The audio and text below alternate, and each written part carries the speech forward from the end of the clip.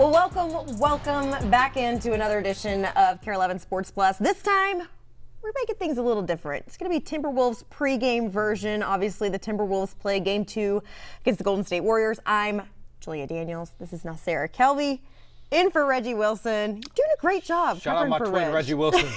Shout out my twin, my identical twin, Reggie Wilson.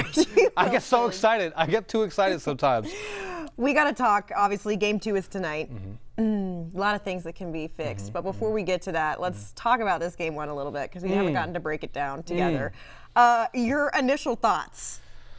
That's my initial thought. That's the most basic thing I can say is, and it comes down to, I think we have people on this team, we have leaders on this team who did not perform the way we need them to perform in the playoffs. And I hate to signal out one name here, but I'm going to signal out, he's one of my favorite players on the Wolves, one of my favorite players in the Wolves history. A man by the name of Mike Conley. By 0 points?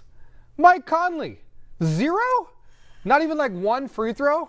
Nothing? I will say, this is not unlike Mike Conley. Mike Conley still makes a difference, usually, even when he's not putting buckets up. But he wasn't even really making a difference in any kind of sense. So if you're not going to do that, game manage in some kind of way, then you might as well put buckets up. But you know who else you should be calling out? Who is it? Chris Finch, post-game, very upset with Mr. Anthony Edwards. And brings the energy in every room that he's in. But for some reason, at home in the second round of the playoffs, he just could not get things going in Target Center. Not sure what was going on, but we do have to talk about these three-pointers. Horribly tragic, terrible work. I've never seen anything like that in my entire life. Miserable. Yeah, I am never one to tell a team to stop shooting threes because they have the opportunities to do it. But they're not going down. And we were talking about this earlier, when Julius missed that first three, I knew it was over. I knew it was over. No one's hitting a three tonight. It's not happening. It's never going to happen. Is that logical? No. But did that happen? Yes. In fact, Correct. it was just like, literally, like we talked about last week, the definition of insanity, doing the same thing over and over again. What are your thoughts about the threes not going down? Nasser. Man, I have one main thought, and it's these guys, they're not like you and me. They're not, they're not like 6 feet tall. They're not in the 5 feet area. Yep. These guys are all darn near 7 feet tall. Get in the paint. Yeah. Drive to the bucket. Let's go. What is Julius Randle? Why are you even shooting that many threes? You're so much stronger than anyone that Golden State has. Are you scared of Draymond? Yeah. Rudy played amazing while he was in the game, but this goes back to your point about Finch. Just leave Rudy in the game. Yeah. They don't have anyone who can slow him down. Now, if Rudy had been shooting threes, that's when I really would have drawn a line. But when you walk out of the gym when that starts happening. So things go, yeah. At that point, you just have to leave. I will say, Anthony Edwards had no idea just how bad the stats were on their three-point shootings. Not just this game, but in the last game as well. So let's roll the clip on Ant's reaction to finding out they actually have the worst three-point percentage in postseason NBA history. The worst three-point shooting in the history of the NBA playoffs. And for a team that was fourth in three-point percentage and fifth, I think, in three-pointers made. 12 for 7. Like, how do you even make sense of it? That's how I go. You know what I'm saying? You have stretches where you shoot the ball really, really well, and you have stretches where you shoot the ball really, really bad. You just hope the good outweigh the bad. You have stretches where they're really, really good and stretches when they're really, really bad, and you just hope the good outweighs the bad. This is what I'm saying. Usually I would agree when it comes to basketball. I don't agree here. You're exactly right in saying drive into the bucket. You're built for it. The team is built to drive. It's not a bunch of small guys on the Wolves right now. Right. I get it. They can all shoot. Everyone loves to shoot. Everyone loves a nice crispy three. I get Steph Curry's in the building. Right. You want to show out for him too. I get all that. You gotta drive at some point. Why is Nickeil Alexander-Walker jacking up threes? Yeah, and Game 5 even versus the Lakers, we saw, I would say they were in the paint more on Tuesday night in Game 1 versus the Warriors than they were in Game 5 versus the Lakers last week. Big difference. Rudy Gobert was able to stay in the game and dominate against the Lakers. Right, and he had the potential to do the same thing on Tuesday night. And yet we didn't see the minutes from him, which makes you wonder a little bit, like, is something else going on here?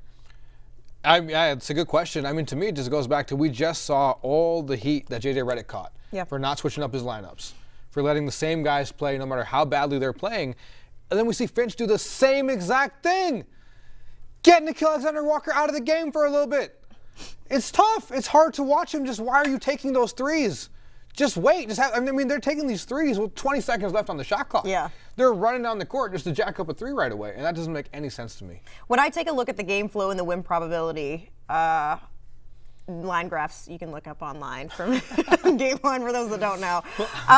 The beginning of the second quarter, which is so ironic to me, the beginning of the second quarter is the last time the Wolves ever had technically a chance at beating the Warriors in game one, which is hilarious to me because that's when Steph Curry went out. Mm-hmm. How does that work?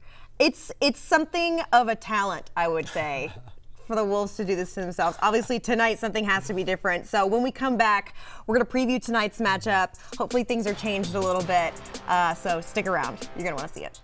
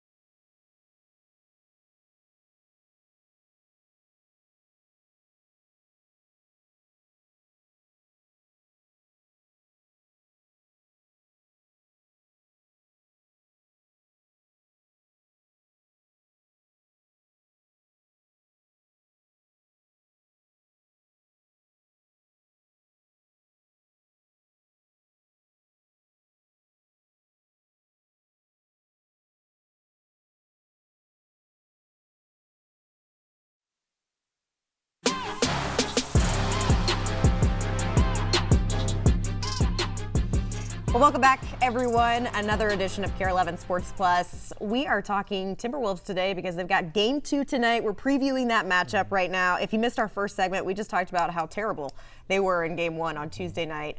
Just real tragic stuff. Hopefully the threes, surely the threes will go down tonight, right? They will. What are your thoughts, Nasir?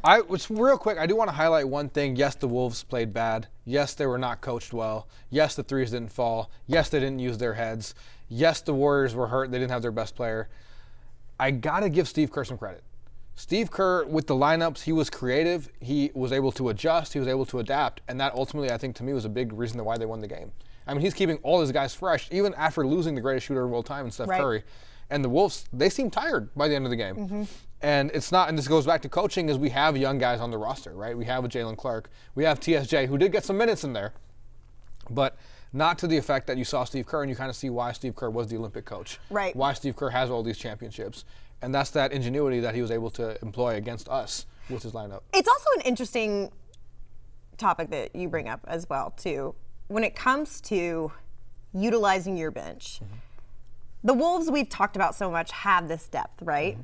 And they're able, I mean, everyone says they basically have 8 starters, correct? Mm-hmm. The Wolves have 5 days off, and that gives them some time to rest and recover. And there's maybe a little less urgency to consistently substitute guys in and out. The Warriors were not in the same position. They only had 48 hours off of a Game 7 to get into this Game 1 matchup. And Steve Kerr was, I mean, he's good at that to begin with, but he's forced into that position because of the lack of rest that his guys have had.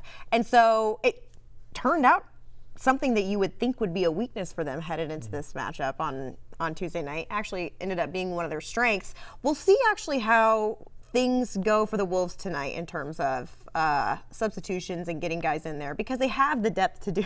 This is what we talked about all season is that they have the chance to do this. I will say the Wolves are a 10.5 point favorite. As they should be. I think so too. Unfortunately, Minnesotans know that when Vegas likes you, you're going down. The team is not on the same page as you. You're going down. So it's interesting to see that the Wolves are a 10.5 point favorite. I will say I would be shocked if they really blew it in this matchup because they are motivated. They're back at home, thankfully.